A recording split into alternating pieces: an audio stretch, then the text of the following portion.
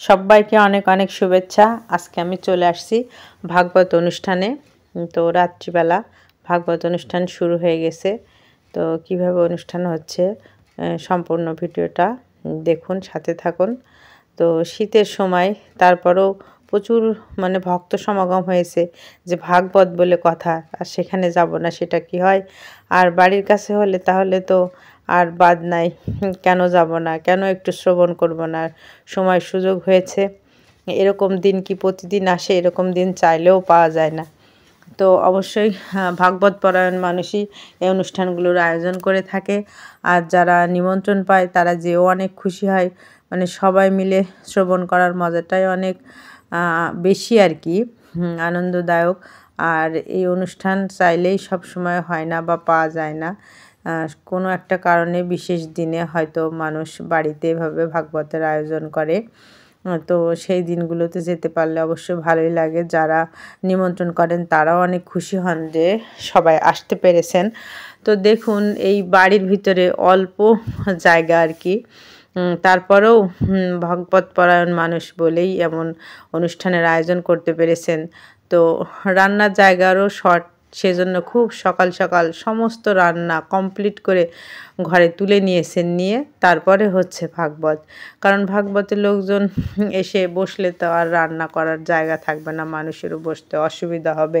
তাই সব সকাল সকাল সব রেডি করে নিয়ে সন্ধ্যাবেলায় ভাগবতের অনুষ্ঠান শুরু হয়ে গেছে। আর দেখুন কত ভক্ত সমাগম হয়েছে, সবাই এই শীতের মধ্যে তারপরেও এসছেন।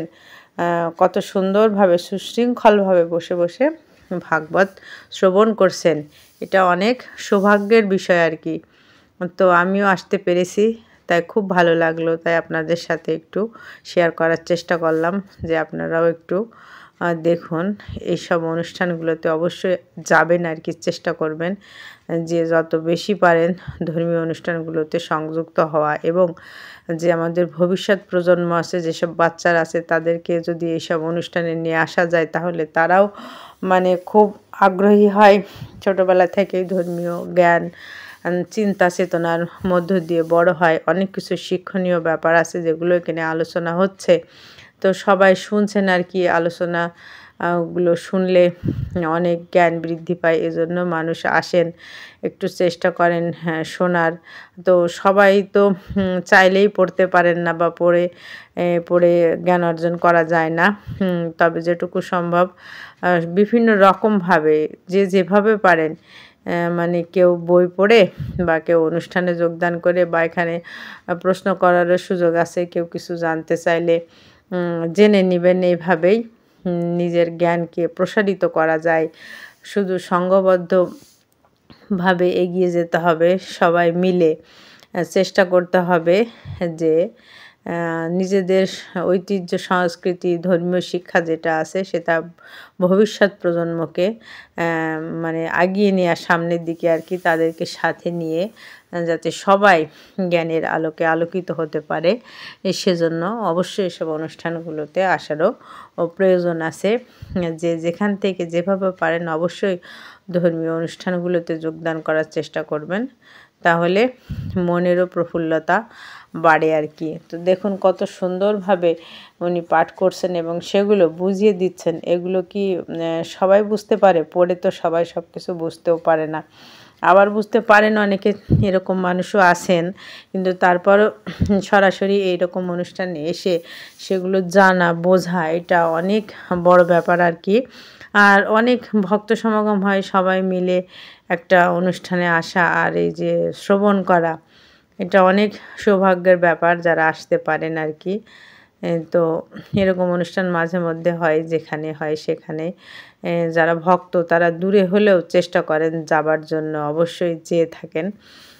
তো খুব ভালো লাগলো যে এই অল্প জায়গার ভিতরেও এত সুন্দর একটা মহতী অনুষ্ঠানের আয়োজন করেছেন। আর এই যে ভক্তদের নিমন্ত্রণ করেছেন, তারাও সবাই এসেছেন, আসতে পারছেন। তো খুবই ভালো লাগলো এত সুন্দর একটা অনুষ্ঠানে যে আমিও আসতে পারছি। তো সবাই মিলে দেখুন এখানে ভাগবত শ্রবণ করছেন। তো সবাই অধীর আগ্রহে এখানে বসে আছেন, অনেক আনন্দের সহিত যে যে অনুষ্ঠান চলে আর কি, যখন সবার মাঝে বিতরণ করা হচ্ছিল প্রসাদ আর কি, অনুষ্ঠান ভাগবত শেষে সবাই এই দেখুন বসে পড়েছে। এখানে খাবার দাবারের আয়োজন আছে, মহাপ্রসাদ, সবাই প্রসাদ পাবেন, তারপরে সবাই বাড়ি যাবেন। তো এত সুন্দর অনুষ্ঠানে যোগদান করা, তারপরে আবার প্রসাদ পাওয়া, সে তো চরম সৌভাগ্যের ব্যাপার। সৌভাগ্য না হলে এই ধরনের অনুষ্ঠানে আসাও যায় না, এরকম মহাপ্রসাদও পাওয়া যায় না। প্রচুর ভক্তরা সবাই একসাথে বসে প্রসাদ পাবেন, এর চেয়ে আনন্দের আর কি হতে পারে। তো সবাই অনেক আনন্দের সহিত প্রসাদ পাবেন।